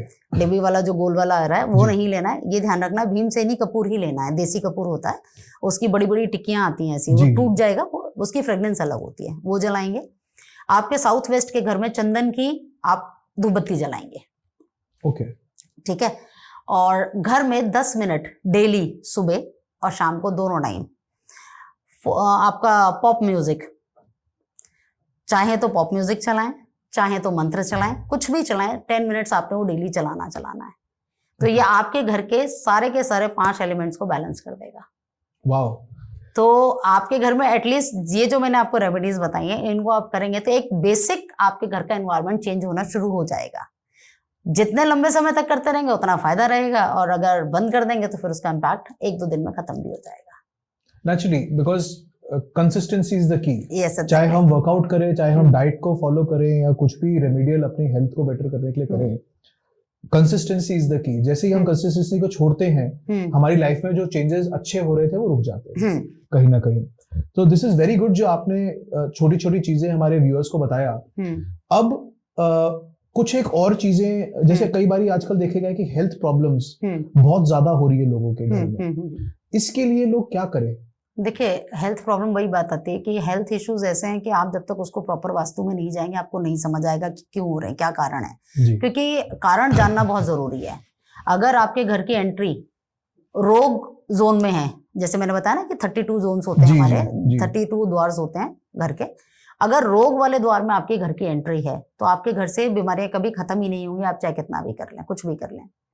अगर आपके घर का साउथ ईस्ट जोन जो है वहां पर वास्तु दोष है तो आपके घर की जो लेडीज हैं वो हमेशा बीमार रहेंगी, और लेडीज बीमार रहेंगी, आपके घर का कैश फ्लो बिगड़ेगा और पैसा सारा हेल्थ इश्यूज में ही जाएगा आपके घर का जी। ऐसे ही एक जोन होता है हमारा साउथ ऑफ साउथ वेस्ट का जोन। अगर आप साउथ ऑफ साउथ वेस्ट के जोन में सो रहे हो तो आप ये मान के चलो कि आप हॉस्पिटल जाओगे ही जाओगे। ओके। ऐसे ही WNW का एक जोन होता है, वेस्ट नॉर्थ वेस्ट जोन जिसको हम कहते हैं। अगर उस जोन में कोई भी व्यक्ति सो रहा है या बैठा है ज्यादा देर तक, उसका ऑफिस है, सिटिंग अगर उसकी उस जोन में ज्यादा है, तो उस व्यक्ति को डिप्रेशन के इश्यूज आने शुरू हो जाएंगे। ओके। तो इस तरीके से आपके घर के कौन से जोन में क्या एक्टिविटी हो रही है वो आपके हेल्थ को इम्पैक्ट करती है जी। तो वास्तु वहां पर, जब तक आप किसी के घर का वास्तु नहीं चेक करोगे तब तक आप नहीं बता सकते कि हेल्थ इश्यूज किस कारण से आ रहे हैं। रीजन जानना जरूरी है। जी जी बिल्कुल। सो एक इंसान आपको कैसे समझा पाए कि उसको क्या क्या प्रॉब्लम्स हैं, कैसे एक वास्तु कंसल्टेंट को, एक एस्ट्रोलॉजी कंसल्टेंट को इंसान अप्रोच करे और अपनी प्रॉब्लम्स डिस्कस करे, क्योंकि आजकल कई लोग बहुत सीक्रेटिव हो गए, कई लोगों को पता ही नहीं कि उनके साथ क्या क्या प्रॉब्लम्स चल रही है। हो सकता है कि जैसे मोटा मोटा लोग कहते हैं कि 3 मेजर प्रॉब्लम्स हैं या होती हैं। एक है रोग, ऋण और शत्रु। 3 चीजों की प्रॉब्लम्स बेसिकली मैंने जहाँ पे भी पॉडकास्ट देखे हैं और जो भी थोड़ा बहुत पढ़ा है उसमें समझ आता है कि रोग, ऋण और शत्रु से बच के रहे। बिल्कुल सही बात। बट कैसे लोगों को पता चले कि ये सारी चीजें अफेक्ट कर रही है उनको, और एक एस्ट्रोलॉजर को या आपके साथ अगर किसी ने टच बेस करना है, बात करनी है, एडवाइस देनी है, तो कैसे रीच आउट करें? देखिए, रीच आउट करने के लिए तो फोन नंबर्स हैं, ईमेल आईडी है, वेबसाइट है, उस पर अप्रोच कर सकते हैं, पहली बात। दूसरी बात कि जब हम किसी के घर का चार्ट बनाते हैं या हम किसी के घर की ग्रेडिंग करते हैं तो हम, सामने वाला हमें नहीं बताता, हम खुद उसको बता देते हैं उसके घर में क्या चल रहा है। ओके जी। अगर आपके south of south east zone में कोई वास्तु दोष है, आप ऐसे समझो कि वास्तु है क्या चीज। पहले तो यही समझ लें कि एक व्यक्ति, आज मैं हूं या आप उल्टे होकर लेट जाएंगे ना, तो जो जो पोर्शन आपका जिस डायरेक्शन में जाएगा वही सेम सिचुएशन वास्तु पुरुष की है। और वास्तु पुरुष हर घर में अलग है। ओके। हर घर का वास्तुमंडल अलग होता है, हर घर का वास्तु पुरुष अलग होता है। तो किसके घर में कौन सी प्रॉब्लम्स आ रही हैं, हम उस घर के जब ग्रेडिंग करते हैं तो हम बताते हैं कि आपके जोन में क्या प्रॉब्लम है और इसकी वजह से क्या इश्यूज आ रहे होंगे। जैसे मैंने अभी बताया कि साउथ ईस्ट में अगर पानी है या एक्सटेंडेड है तो उस घर की लेडीज हमेशा परेशान रहेंगी, हमेशा बीमार रहेंगी। ओके। ठीक है। अगर नॉर्थ ईस्ट में प्रॉब्लम है तो घर के बच्चों का फोकस नहीं बन पाएगा, लोग मेंटल इश्यूज से परेशान रहेंगे। वेस्ट ऑफ नॉर्थ वेस्ट में जैसे मैंने बताया कि आपको डिप्रेशन का इशू हो जाएगा। नॉर्थ ईस्ट में है, माइग्रेन का इशू रहेगा। अगर आपके घर में नॉर्थ ईस्ट में कहीं कोई हैवी सामान रखा हुआ है तो आपका सिर का दर्द कभी जाएगा ही नहीं। ओके। नॉर्थ ईस्ट में अगर आपने कोई बड़ी बड़ी कीलें लगा रखी हैं, कोई बड़ी ऊंची दीवार खड़ी कर रखी है, तो ऐसे घर के ऐसे लोगों के घरों में लोगों का विजन ही नहीं होगा, क्लियरिटी ऑफ थॉट्स ही नहीं होगी, हमेशा कंफ्यूजन ही क्रिएट करते रहेंगे जी। तो इस तरीके से वास्तु काम करता है। अगर आपके घर में जो मास्टर बेडरूम है साउथ ईस्ट डायरेक्शन में है और कपल साउथ ईस्ट डायरेक्शन में सो रहा है, ठीक है, और कहीं मंगल उनका बहुत अच्छी पावर में बैठा है, या अगर अच्छी पावर में नहीं भी है, अगर आप साउथ ईस्ट डायरेक्शन में सो रहे हो और वहां पर आपने रेड कलर का यूज ज्यादा कर रखा है कि भाई अट्रैक्शन बढ़ा रहे, प्यार मोहब्बत बढ़ा रहे कपल के बीच में, तो लोग जनरली रोजेज और रेड कलर से ये सब चीजें यूज कर लेते हैं। ठीक है। ऐसे लोगों के बीच में इतने आर्गुमेंट्स, पूरा दिन सब कुछ सही रहेगा लेकिन जब वो बेड पे जाएंगे तो उनके बीच में आर्गुमेंट्स बढ़ेगा। ओके। हाँ, अगर ऐसा कुछ है तो आप बता देती हूँ रेमेडी क्या करें। Thank you so much. हमारे व्यूअर्स के लिए it will be very nice. हाँ, क्योंकि अगर आप साउथ ईस्ट में रेड कलर का यूज ज्यादा करते हो और वहां पे आपका बेडरूम है तो आपके अंदर एग्रेशन बढ़ जाएगा। अब वो एग्रेशन निकालने के 2-3 तरीके, या तो आप फिटनेस पे ध्यान दे दें अपनी, ठीक है, फिटनेस से आपका इंडिविजुअल तो एग्रेशन निकल जाएगा लेकिन आप दोनों के बीच में हार्मनी नहीं बनेगी जी। तो हार्मनी बढ़ाने के लिए आपने ग्रीन कलर का यूज करना है। आप अपने बेड पे एक मोटी ग्रीन कलर की कोई भी दरी, कारपेट या बेडशीट आप अपनी डाल दें गद्दे के नीचे, ओके, मैट्रेस के नीचे आप उसको डाल दें तो आपको जो रेड कलर है या जो एनर्जी है उसको बैलेंस कर देगा। ओके, वो कर सकते हो। अभी रिलेशनशिप की बात कर रहे हैं, हस्बैंड वाइफ के रिलेशनशिप की या कपल के रिलेशनशिप की, तो इसको और हार्मोनाइज करने के लिए 2-3 रेमेडीज बता देती हूँ। जैसे फ्राइडे के दिन आप अपनी वाइफ को कुछ भी गिफ्ट करें, ठीक है, वाइट चीजें गिफ्ट कर सकते हैं। गिफ्ट ना भी करें तो एटलीस्ट अपनी वाइफ को अप्रिशिएट करना शुरू करें, ठीक है।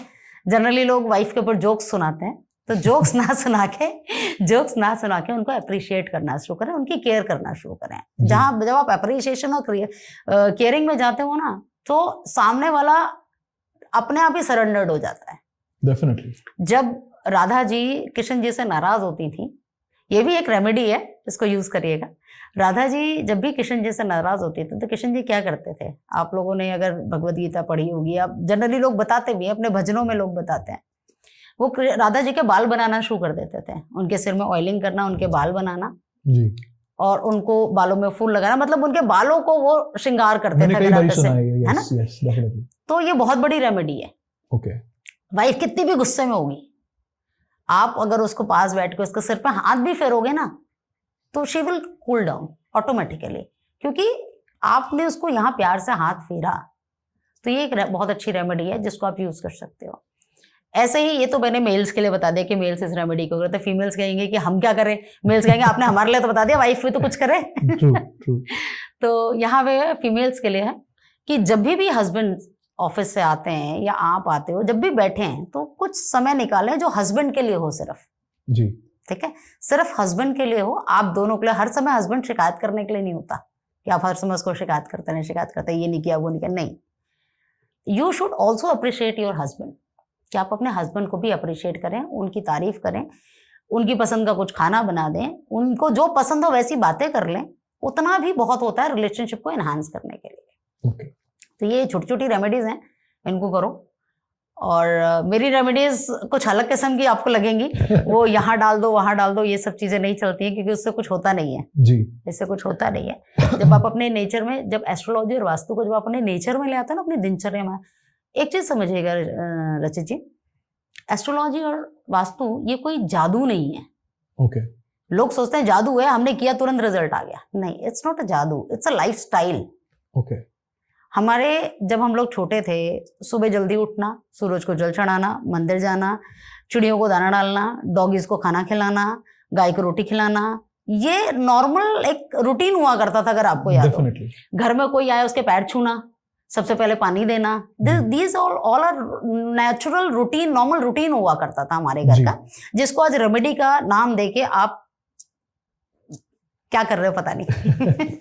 नहीं, एक्चुअली क्या है, हम लोग अपने रूट्स को जैसे जैसे अपने रूट्स से दूर जाते जा रहे हैं। व्हाट आई फील इज कि हिंदुइज्म, ये जो हमारा कल्चर डेवलप हुआ है, ये कई चीजों को प्रैक्टिकलिटी में लेके आने के लिए डेवलप हुआ है। एग्जैक्टली। एंड इन चीजों से, जैसे हम लोग इन चीजों से दूर जाते जा रहे हैं, जैसे न्यूक्लियर फैमिलीज बढ़ती जा रही हैं, लोग अपने घरों से दूर जाके जॉब कर रहे हैं, बिजनेस कर रहे हैं, तो जैसे जैसे, और जो भी हमारे व्यूअर्स अब्रॉड से भी देख रहे हैं, जैसे जैसे वो अपने बड़ों से दूर होते जा रहे हैं या फैमिली से दूर होते जा रहे हैं, जिन लोगों को इसकी नॉलेज थी, और अपनी लाइफ में वो बिजी होते जा रहे हैं अपने बिजनेस या जॉब के लिए, और तो ये सारी प्रैक्टिसेस लोगों की जिंदगी में कम हो गई। हाँ। But however it is very important कि हम इनको अपने जिंदगी के अंदर वापस लेके आए।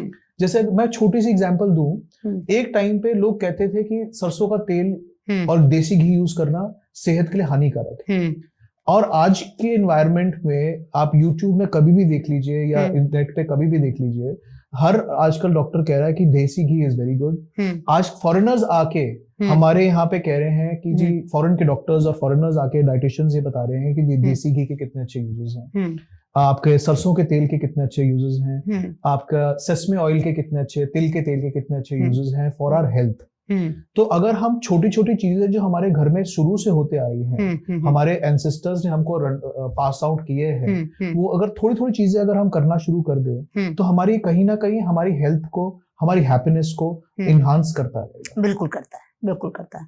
और कहीं ना कहीं हमारे ऊपर कोई ना कोई अगर प्रॉब्लम भी आने वाली होगी, तो एटलीस्ट एक छाते का कर्टन तो बना देगा हमारे सिर के ऊपर। हाँ, वही मैंने जैसे कहा ना कि एस्ट्रोलॉजी और वास्तु कोई जादू नहीं है, ये एक रूटीन है जिसको आप फॉलो करें। और लोग कहते हैं कि किस्मत बदलनी जाती है, जैसे हम भी कहते हैं कि प्लैनेट्स जो कराना चाहते हैं वो करते हैं। ठीक है, बहुत सारे हमारे पास क्लाइंट्स आते हैं या उनकी फैमिली वाले लोग होते हैं, कहते हैं जी मैं तो करना चाहता हूँ, मेरे घर वाले नहीं मानते हैं, मेरा ब्रदर इस पे विश्वास नहीं करता, या मेरे फादर विश्वास नहीं करते। फीमेल्स आती हैं कि भाई मेरा हस्बैंड नहीं मानता है। तो यही बात है कि एस्ट्रोलॉजी और वास्तु, आप जब आप गाड़ी चलाते हैं, ठीक है, हाईवे पे आप जा रहे हैं, आपकी गाड़ी की स्पीड 120 की स्पीड से चल रहा है जी।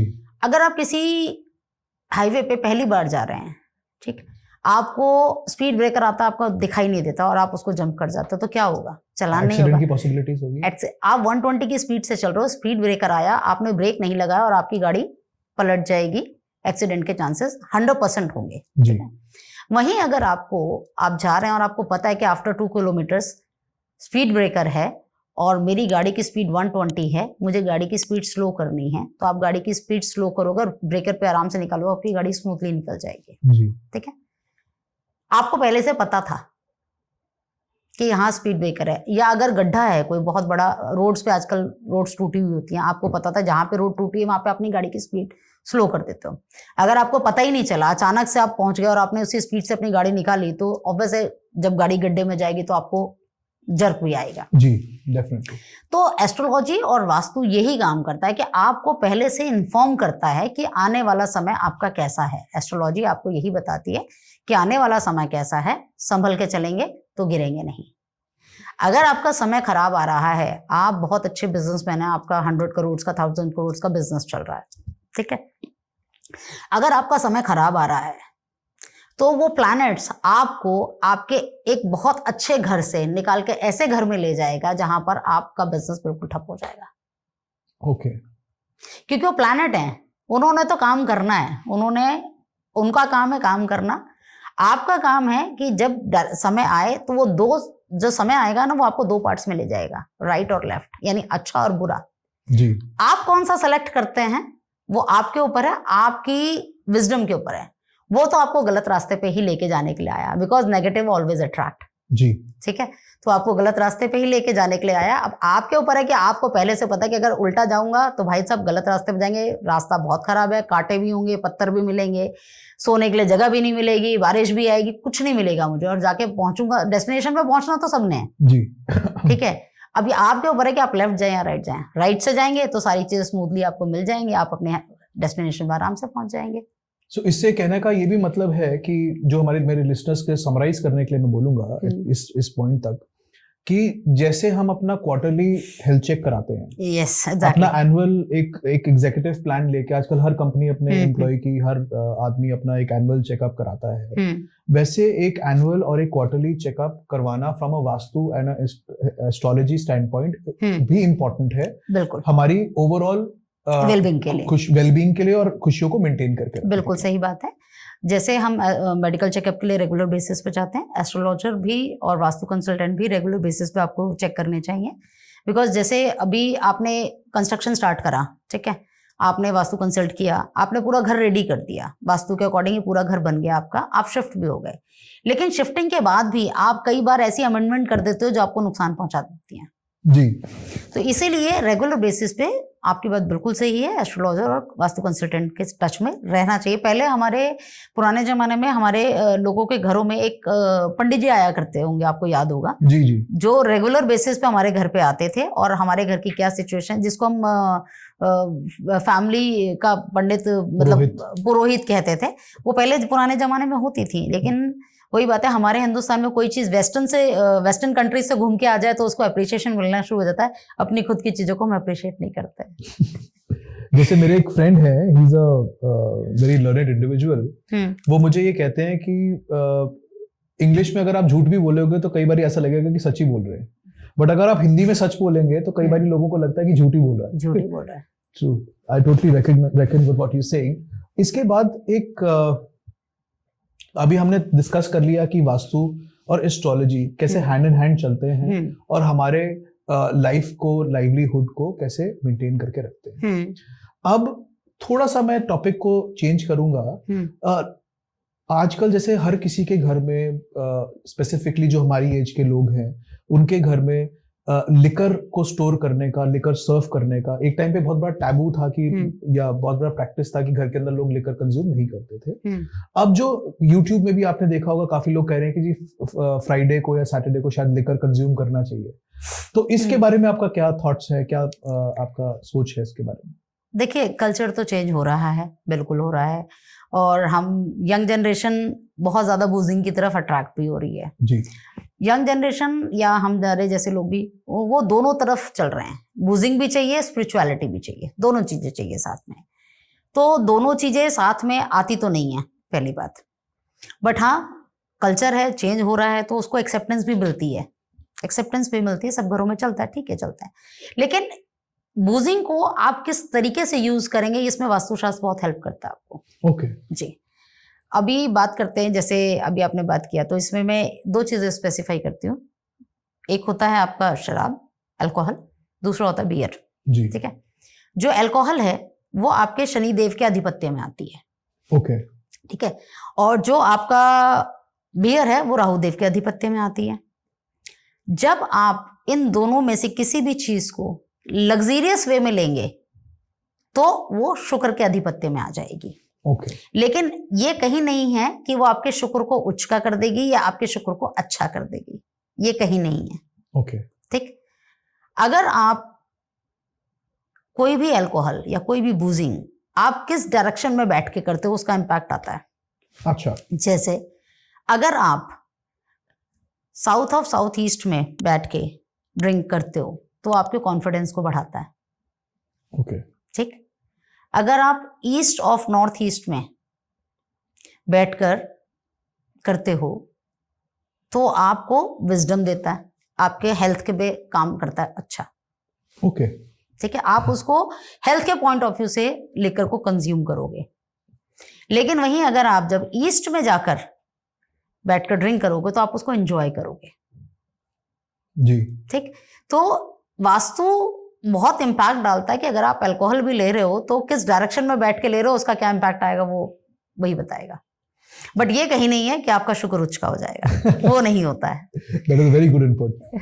और हम लोग वास्तु में आपको बियर बार का मतलब बार कहाँ बनाना है घर में, जी, हम वो भी एडवाइस करते हैं कि आप किस डायरेक्शन में बैठ के बार बनाएं आपका। क्योंकि लोग कई बार शर्माते हैं अपने घर में एक एस्ट्रोलॉजी कंसल्टेंट को, एक वास्तु कंसल्टेंट को बुला लेते हैं घर में, फिर पीछे से चोरी से एक जगह पे एक बार बना देते हैं या बिना उसको डिस्कस किए हुए पुट इन कर देते हैं। क्योंकि आजकल जैसे जैसे घरों का साइज कम्पैक्ट होता जा रहा है, छोटा होता जा रहा है, वहां पे एक बार पहले के मुकाबले साइज छोटा हो गया है, कॉम्पैक्ट हो गया है, तो उसको कहाँ प्लेस करे वो भी आपसे डिस्कस करके ही प्लेस करना बेटर है। बिल्कुल। बार कहाँ बनाना है आपको घर में, डाइनिंग टेबल कहाँ बनाना है, पूजा का स्थान तो सबको ही पता है, आजकल तो सोशल मीडिया पे छाया हुआ है, पूजा और किचन आपकी छाई हुई है जी, तो उसकी बात नहीं करते। लेकिन आपको इवन तो जो पेंटिंग्स लगानी है अपने घर में, ओके, ठीक है, आप जो अपने घर में पेंटिंग्स लगाते हैं, प्लांट्स लगाते हैं, वो भी किस डायरेक्शन में लगाना है, स्टैचू कौन सा लगाना है, वो किस डायरेक्शन में लगाना है, ये भी इंपॉर्टेंट होता है। ये सारे वास्तु के ही पार्ट है। ओके। जैसे मैंने बताया ना, लैंड एनर्जी के अलावा बाकी ये सब चीजें भी, इवन तो आप जो कर्टन्स, जो आपकी लाइट्स लगे, ये भी किस कलर की होनी चाहिए, क्या इंपैक्ट डालेंगे, ये भी वास्तु के अंदर आता है। ओके।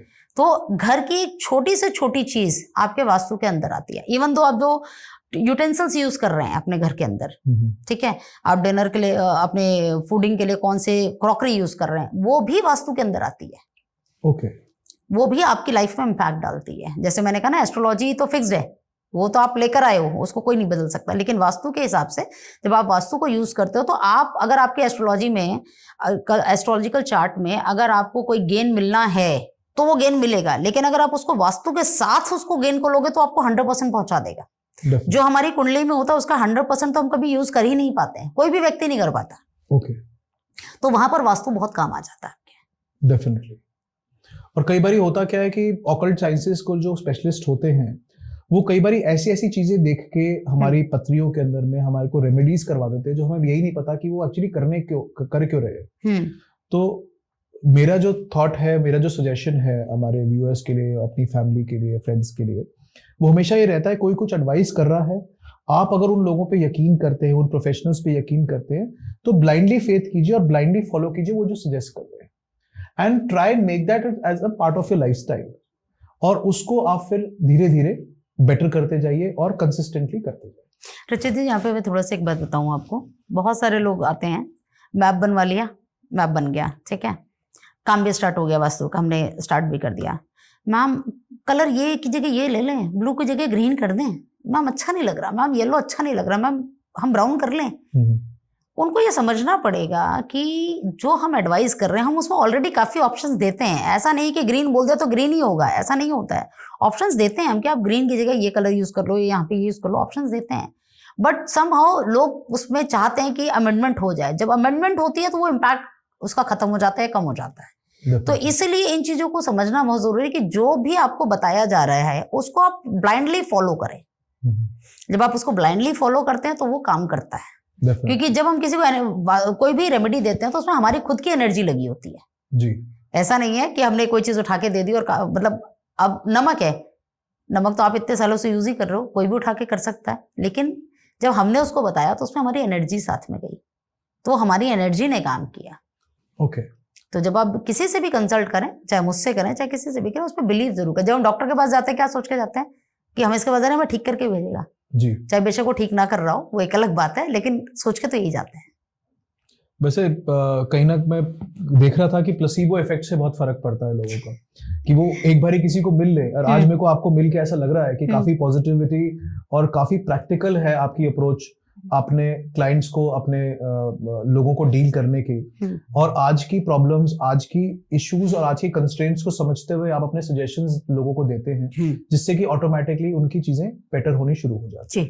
मैम, अब एक काफी बड़ी प्रॉब्लम है लोगों के घरों में जी। गंदी आदतें, जैसे हमने अभी लिकर के बारे में बात किया, once a while I feel is okay, medically also कुछ बहुत ज्यादा इफेक्ट नहीं करता, बट कई लोगों को गंदी आदतें, बुरी आदतें लग जाती हैं जिसका कि समाधान नहीं हो पाता। तो वास्तु के अंदर या एस्ट्रोलॉजी के अंदर कोई ऐसे भी माध्यम है जिसकी तरीके से लोग ये बुरी आदतों को छुड़वा पाए या छोड़ पाए? हाँ, वास्तु में है, मैं अब बताती हूँ। जैसे आपने कहा, भी हम लिकर की बात कर रहे हैं, तो लिकर शौकिया लेना ठीक है, आजकल का कल्चर है, हम ले लेते हैं, बट कुछ समय बाद धीरे धीरे वो ना आदत में कन्वर्ट हो जाता है। अगर एडिक्शन, जिसको हम कहते हैं एडिक्शन, तो यहाँ पे मैं एडिक्शन की एक रेमेडी आपको बताती हूँ। और वास्तु में आपके घर में एक जोन होता है, अगर आप वहां पर रख दें सामान, चाहे वो किसी भी चीज का एडिक्शन हो, तो वो एडिक्शन धीरे धीरे छूट जाता है। जैसे आपके घर का साउथ वेस्ट, जो साउथ और साउथ वेस्ट के बीच का एक जोन होता है, जहां पे अगर आप कोई लिकर ज्यादा लेता है, बुजिंग ज्यादा करता है, या ड्रग एडिक्शन में है, या स्मोकिंग में है, या किसी भी चीज के एडिक्शन तो चाय कॉफी की भी हो सकती है, मीठा खाने की भी हो सकती है, किसी भी चीज की एडिक्शन को आप दूर करना चाहते हैं, तो उस जोन में उसका सामान रख दीजिए।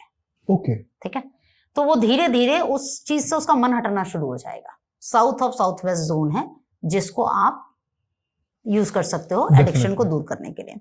इसके अलावा एक रेमेडी और बता रही हूँ, करना क्या है आपने।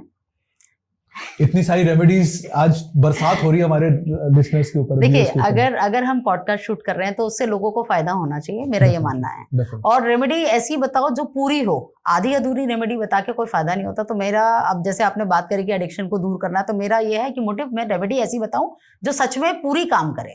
ठीक है, तो जैसे मैंने कहा कि साउथ वेस्ट में जोन में आप सामान रख दीजिए उसका।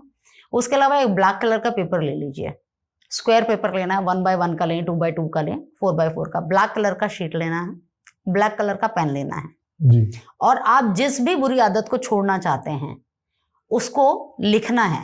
लिखना कैसे है वो इंपॉर्टेंट हुआ कि लिखना कैसे है। हम ब्रीदिंग करते हैं, ब्रीदिंग लिखते हैं, हम सांस लेते हैं, छोड़ते हैं जी। तो हमने सांस ली, और जब हमारी सांस बाहर निकली तो हमें लिखना है। और जब हमने सांस ली तो फिर रोक देना है हाथ को जी। ठीक है, जैसे हमने लिखना शुरू किया, ऐसे में नहीं लिखना। जब हमने इसको छोड़ रहे हैं तो हमने लिखना है, और जैसे हमने छोड़ दिया, दोबारा सांस लेने लगे, तो फिर हाथ रोक देना है, फिर दोबारा उसको छोड़ना है, फिर लिखना है। और उसको लिखने के बाद आपने उसको जला देना है, पेपर को जला के ऐश फ्लैश कर दीजिए, कुछ भी डस्टबिन में डाल दीजिए, कुछ भी कीजिए, लेकिन सांस को निकालते वक्त आपने लिखना है। ठीक है, ब्रीद आउट करते वक्त आपने वो लिखना है। और आप 21 डेज तो बहुत लंबा समय बता रही हूँ, मतलब मैक्सिमम आप इसको 43 डेज तक यूज कर सकते हो। बट जैसे मीठा खाने की, स्मोकिंग की, या आपका चाय की, इस तरीके की जो आदतें हैं, जो एडिक्शंस हैं, ये 3 से 4 दिन में इंसान का अंदर से मन ही नहीं करता करने का, छूट जाएगी। 43 मैक्सिमम बता रही हूँ, 43 मैक्सिमम टाइम है ये। इसमें अच्छे से अच्छे लोगों की, आपकी अल्कोहल, ड्रग्स की आदतें, ऐसी कोई भी आदतें जो बुरी आदतें हैं, वो छूट सकती हैं। और भी कई तरीके की बुरी आदतें होती हैं जिनको मैं यहाँ डिस्क्लोज नहीं करना चाहूंगी। हर किसी की कुछ ना कुछ बुरी आदतें होती हैं जी। इवन दो किसी की बुराई करना भी एक बुरी आदत है जी। किसी के बारे में नेगेटिव बोलना, नेगेटिव थॉट्स भी आना, दैट इज ऑल्सो अ बुरी आदत जी। नेगेटिव थॉट्स आना नहीं चाहिए। जब जितना ज्यादा नेगेटिव थॉट आएगा, उतनी ही वो आपको ग्रोथ को रोकेगा, हैम्पर करेगा। तो अगर नेगेटिव थॉट ना आने बंद हो जाएं, वो भी आप चाहते हो, तो आप उसमें लिख के और उसको बंद कर दो। ओके। और मैं व्यूअर से रिक्वेस्ट करूंगी कि इस रेमेडी को जरूर यूज करो, जरूर यूज करो, और इसका जो भी इम्पैक्ट आए वो कमेंट बॉक्स में लिखना जरूर, चाहे वो बुरा ही क्यों ना हो। अगर आप 43 डेज करने के बाद अगर आप कह दो कि नहीं काम कर रहा, तो मुझे वो भी सुनने में कोई परेशानी नहीं है। In fact, feedback is the best way of getting updated. लेकिन आज तक मैं कोई भी रेमेडी ना सबसे पहले अपने ऊपर या अपने घर वालों पे इम्प्लीमेंट करती हूँ, ये सबसे बड़ी बात है। तो मेरी जितनी रेमेडीज हैं मेरे खुद के ऊपर या मेरे घर फैमिली मेंबर्स के ऊपर एक्सपेरिमेंटेड है। डेफिनेटली। मैं किसी क्लाइंट की उस पे नहीं जाऊंगी क्योंकि किसी क्लाइंट ने मुझे फीडबैक दिया तो मैंने रेमेडी बता दी, नहीं। हर वो रेमेडी जो मैं आपको बता रही हूँ वो मेरी खुद की करी हुई, मेरी फैमिली मेंबर्स की करी हुई, मेरे फ्रेंड सर्कल्स की करी हुई है। राइट। तो उनका क्या इम्पैक्ट है तभी बता रही हूँ आज यहाँ। नाउ अब प्रोफेशनल बातें बहुत हो गई मैम जी। अब late me know you better. Late me know you better में हम लोग ये करते हैं, मैं ये जानना चाहता हूँ कि पर्सनली आपकी क्या हॉबीज हैं, आप किस किस चीजों में प्रोफेशनली पर्सनली इन्वॉल्व हैं, थोड़ा सा अगर कुछ हमारे व्यूअर्स को बता पाए। Because let me know you better में जो मेरा डिवीजन है पॉडकास्ट का, इसमें I want to know people personally, because जब तक मैं आपको पर्सनली नहीं जान पाऊंगा, how do I know how important you are to my life. Actually मैं दिल्ली की ही हूँ, मेरा बचपन दिल्ली में ही बीता है। लुटियन जोन में मेरे फादर गवर्नमेंट जॉब में थे और अब नाउ इज रिटायर्ड। और मैं एक्चुअली शुरू से बिजनेस करना चाहती थी। ओके। गारमेंट्स का, गारमेंट एक्सपोर्ट का मेरा बिजनेस करना चाहती थी। When I was in 10th class तो मेरी कॉमर्स की टीचर थी, उन्होंने पूछा कि तुमने कॉमर्स लिया क्यों है। तो आई सेड कि मेरे को बिजनेस करना है। जी। किस चीज़ का बिजनेस? गारमेंट का बिजनेस करना है। मेरी फैमिली में थ्रू आउट कोई बिजनेस पर्सन नहीं था। गवर्नमेंट जॉब के फैमिली है मेरी, गवर्नमेंट एम्प्लॉयज़ की सारी। बट पता नहीं कहाँ से समहाउ ये चीज़ आई। बट साइमल्टेनियसली ना मेरे को एस्ट्रोलॉजी पढ़ने का बड़ा शौक था। शौक कैसे जनरेट हुआ वो बताती हूँ। मेरी एक फ्रेंड है, उनके फादर पामिस्ट थे बहुत अच्छे और एस्ट्रोलॉजर भी थे। और हम जब उनके घर जाते थे तो अंकल से ऐसे हमने सीख लेता, अंकल जरा हमें भी कुछ बता दो, हमें भी कुछ सिखा दो। तो सेट की ये लाइफ लाइन होती है, ये लक लाइन होती है, ये हार्ट लाइन होती है। और एक बहुत इंपॉर्टेंट चीज़ बताऊँ आपको, यहाँ पे आपके पार्टनर का नाम लिखा होता है। ओके। ये जो 2 लाइन है इनके बीच में आपके पार्टनर का नाम लिखा होता है। हमने सीख लिया जी। और उसके बाद फिर सबको, अच्छा यार तू दिखा तेरे पार्टनर का नाम क्या, तेरे पार्टनर का क्या। ये एज अ क्यूरियोसिटी हमने इस चीज को सीखना शुरू किया और वहीं से इंटरेस्ट डेवलप हुआ। तो धीरे धीरे अब कॉलेज भी गए तो कॉलेज में भी लड़के लड़कियां सब, अच्छा ला दिखा तेरा हाथ देखते, तेरी लव मैरिज होगी या अरेंज मैरिज होगी, कितने बच्चे होंगे, ये सब चीजें हम हाथ से देखना हमने वहां से ऐसे शुरू किया। तो एस्ट्रोलॉजी और वास्तु मेरी हॉबी है और मेरा एक्सपोर्ट हाउस है, वो मेरा बिजनेस है, मेरा करियर है। वाओ। सो अगर मैं ये सही कहूं तो ये आपका हॉबी कम पैशन है, yes rather than a sole source of income। Exactly, ये मेरा पैशन है। मैं इसको बहुत तहे दिल से करती हूँ, जिसके लिए भी करती हूँ और बड़े मजे से करती हूँ। सो व्यूअर्स, आज हमने मैम से बहुत अच्छी बातें सीखी, बातें समझी, और वास्तु का, एस्ट्रोलॉजी का हमारी लाइफ में क्या यूज है, ये इससे डरने की कोई जरूरत नहीं है। जो कि मैम ने कई तरीके से हमें समझाने की कोशिश की आज, कि हमें वास्तु, न्यूमरोलॉजी, कुछ चीज नेगेटिव भी है तो उसके समाधान भी हैं, छोटी छोटी रेमेडीज भी हैं जो उसको हम करके अपने लाइफ को बेटर कर सकते हैं, अपने लाइफ को स्ट्रेस फ्री कर सकते हैं और अपने लाइफ को हार्मोनाइज कर सकते हैं। Well, thank you ma'am for coming and thank you for sharing so many golden nuggets with us. बहुत अच्छा लगा। थैंक यू रचित जी, आपसे बात करके भी मुझे बड़ा अच्छा लगा। और जो मैं ये नहीं कहती क्योंकि ये सब्जेक्ट ऐसा बहुत वास्ट सब्जेक्ट है, इसको हम कहते हैं समुद्र है जी। जितना आप इसमें डीप जाते जाओगे उतना ही आपको और नीचे जाने का मन करेगा कि और ज्यादा नीचे जाओ और नॉलेज गेन करो। तो बहुत बड़ा सब्जेक्ट है, एक पॉडकास्ट में शूट करना पॉसिबल नहीं है। Definitely। तो मैं चाहूंगी कि हम आगे भी और पॉडकास्ट शूट करें इसी तरीके से और लोगों को, अपने व्यूअर्स को और नॉलेज दें। आपसे बात करके मुझे बहुत अच्छा लगा। जैसे कि आप बहुत बिजी रहते हैं काफी मुश्किलों से, because you got so many businesses and passion project तो आपका चल ही रहा है। तो definitely as per your time permits हम डेफिनेटली मिलेंगे and we'll continue this podcast. जी, thank you so much. Thank you so much.